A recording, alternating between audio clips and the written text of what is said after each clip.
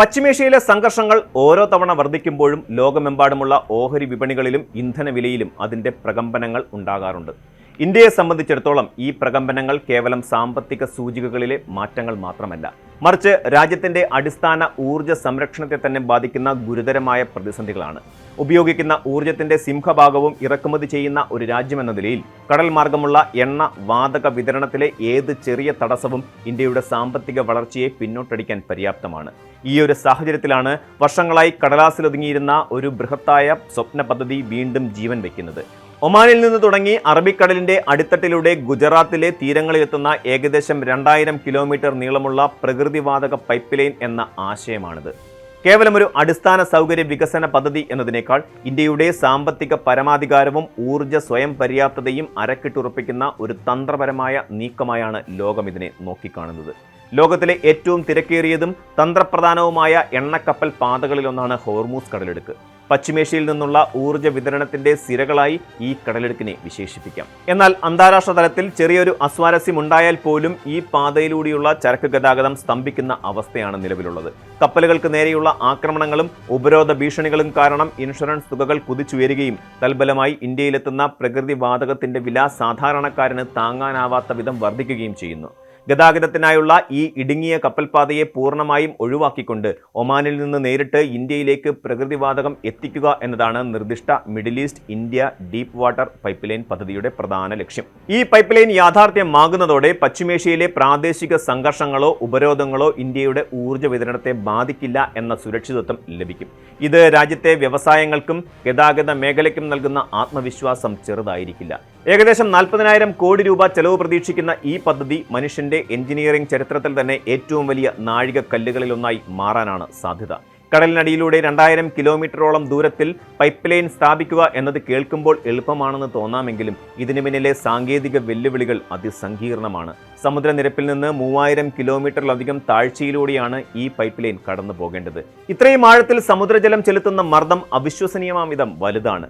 ഒരു ചെറിയ നാണയത്തിന്മേൽ ഡസൻ കണക്കിന് ആനകൾ ഒന്നിച്ചു നിൽക്കുന്നതിന് തുല്യമായ മർദ്ദമാണ് ആഴക്കടലിലെ പൈപ്പുകൾക്ക് നേരിടേണ്ടി വരിക. ഇതിനെ അതിജീവിക്കാൻ ശേഷിയുള്ള അതിനൂതനമായ ലോകസങ്കരങ്ങളും നിർമ്മാണ രീതികളും ആവശ്യമാണ്. സമുദ്രാതിർത്തിയിലെ സർവേകളും നിർദ്ദിഷ്ട പാതയിലൂടെയുള്ള സാങ്കേതിക പഠനങ്ങളും സൗത്ത് ഏഷ്യ ഗ്യാസ് എന്റർപ്രൈസ് ഇതിനകം പൂർത്തിയാക്കിയിട്ടുണ്ട് എന്നത് പ്രതീക്ഷ നൽകുന്ന വാർത്തയാണ്. ഇന്ത്യയുടെ പ്രമുഖ ഊർജ്ജ കമ്പനികളായ ഗെയിൽ, ഇന്ത്യൻ ഓയിൽ കോർപ്പറേഷൻ എന്നിവർ ഈ പദ്ധതിയുടെ പ്രായോഗികതയെക്കുറിച്ചുള്ള വളരെ സൂക്ഷ്മമായ പഠനങ്ങളാണ് ഇപ്പോൾ നടത്തിക്കൊണ്ടിരിക്കുന്നത്. 5-7 വർഷങ്ങൾക്കുള്ളിൽ തന്നെ പൂർത്തിയാക്കാൻ ലക്ഷ്യമിടുന്ന ഈ പദ്ധതി സാങ്കേതിക വിദ്യയുടെയും മനുഷ്യന്റെ ഇച്ഛാശക്തിയുടെയും മികച്ച ഉദാഹരണമായി മാറും എന്നതിൽ സംശയമില്ല.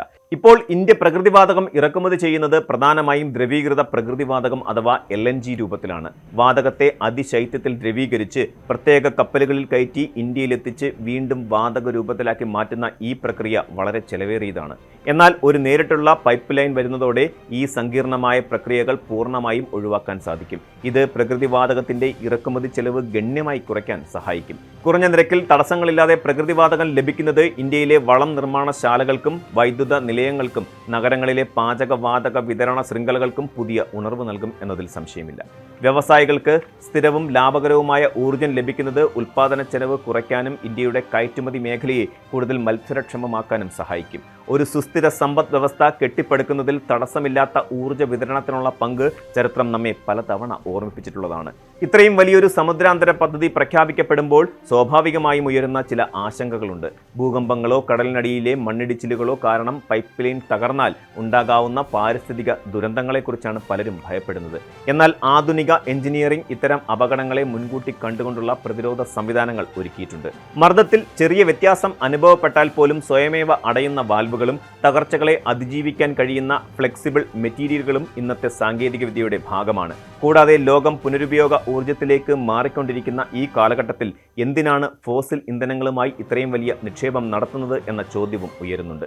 എന്നാൽ ഇവിടെ മനസ്സിലാക്കേണ്ട ഒരു പ്രധാന യാഥാർത്ഥ്യമുണ്ട്. കൽക്കരി പോലെയുള്ള മറ്റ് ഫോസിൽ ഇന്ധനങ്ങളെ അപേക്ഷിച്ച് വളരെ കുറഞ്ഞ മലിനീകരണം മാത്രമേ പ്രകൃതിവാതകം ഉണ്ടാക്കുകയുള്ളൂ. കാറ്റ്, സൗരോർജ്ജം തുടങ്ങിയ പൂർണ്ണമായ ഹരിത ഊർജ്ജങ്ങളിലേക്കുള്ള മാറ്റം ഒറ്റ രാത്രി കൊണ്ട് സാധ്യമാവുകയുമില്ല. ഈ മാറ്റത്തിന്റെ ഇടവേളയിൽ ഒരു ബ്രിഡ്ജ് ഫ്യൂവൽ അഥവാ പാലമായി പ്രവർത്തിക്കാൻ ഏറ്റവും അനുയോജ്യമായത് പ്രകൃതിവാതകം തന്നെയാണ്. അതിനാൽ ഈ നിക്ഷേപം ഭാവിയോടുള്ള മുഖം തിരിക്കലല്ല, മറിച്ച് സുസ്ഥിരമായ ഒരു ഊർജ്ജ മാറ്റത്തിനായുള്ള ചവിട്ടുപടിയാണ്. ലോകമെമ്പാടുമുള്ള സമുദ്രാന്തര പൈപ്പ് ലൈനുകളുടെ ചരിത്രം പരിശോധിച്ചാൽ നോർവേയിൽ നിന്ന് ബ്രിട്ടനിലേക്കുള്ള ലാംഗ്ലഡ് പൈപ്പ് ലൈൻ പോലെയുള്ള വമ്പൻ പദ്ധതികൾ വിജയകരമായി പ്രവർത്തിക്കുന്നത് നമുക്ക് കാണാം. ഇത്തരത്തിലുള്ള ആഗോള അനുഭവങ്ങളിൽ നിന്ന് പാഠം ഉൾക്കൊണ്ടാണ് ഇന്ത്യ ഈ വമ്പൻ ചുവടുവയ്പ്പിന് ഒരുങ്ങുന്നത്. കേവലം ഒരു പൈപ്പ് ലൈൻ എന്നതിനപ്പുറം ഇന്ത്യയും ഗൾഫ് രാജ്യങ്ങളും തമ്മിലുള്ള തന്ത്രപരമായ ബന്ധത്തിന്റെ ഏറ്റവും ശക്തമായ കണ്ണിയായി ഈ പദ്ധതി മാറും. ഇന്ത്യയെപ്പോലെ അതിവേഗം വളരുന്ന ഒരു സമ്പദ് വ്യവസ്ഥയ്ക്ക് അതിൻ്റെ ഊർജ്ജദാഹം ശമിപ്പിക്കാൻ പുതിയതും സുരക്ഷിതവുമായ വഴികൾ കണ്ടെത്തിയേ തീരൂ. ഈ പദ്ധതി യാഥാർത്ഥ്യമാകുന്നതോടെ ഊർജ്ജ വിതരണത്തിനായി ഏതെങ്കിലും ഒരു രാജ്യത്തെയോ ഒരു പ്രത്യേക കപ്പൽ പാതയെയോ ആശ്രയിക്കേണ്ട ഗതികേട് ഇന്ത്യക്കില്ലാതാകും. ചുരുക്കത്തിൽ ഒമാൻ ഗുജറാത്ത് വാതക പൈപ്പ് ലൈൻ ഇന്ത്യയെ സംബന്ധിച്ചിടത്തോളം കേവലം ആയിരക്കണക്കിന് കോടികളുടെ ഒരു അടിസ്ഥാന സൗകര്യ വികസന പദ്ധതി മാത്രമല്ല, വരും ദശകങ്ങളിൽ ആഗോള വേദിയിൽ ഇന്ത്യയുടെ സ്ഥാനം നിർണ്ണയിക്കുന്ന, രാജ്യത്തിന്റെ അതിരുകൾ കാക്കുന്ന സൈനിക കരുത്തിന് തുല്യമായ ഊർജ്ജകരുത്ത് നൽകുന്ന അതിപ്രധാനമായ ഒരു ചുവടുവയ്പ്പാണ്. ലോകരാഷ്ട്രങ്ങൾ ഊർജ്ജത്തിനായി പരസ്പരം പോരടിക്കുകയും ഉപരോധങ്ങൾ ഏർപ്പെടുത്തുകയും ചെയ്യുന്ന ഈ അസ്ഥിരമായ ലോകക്രമത്തിൽ സമുദ്രത്തിന്റെ അടിത്തട്ടിലൂടെയുള്ള സമാധാനത്തിന്റെയും വികസനത്തിന്റെയും ഒരു പുതിയ പാത വെട്ടാനാണ് ഇന്ത്യ ശ്രമിക്കുന്നത്.